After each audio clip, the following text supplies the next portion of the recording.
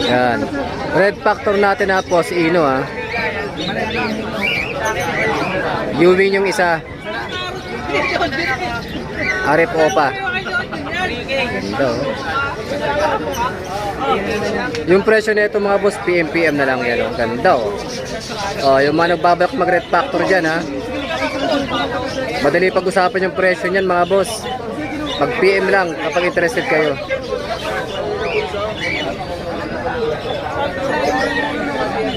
Possible split sa Ino. Ayun, ang ganda oh. Huwag natin bagitin yung presyo. PM na lang po sa mga interesado.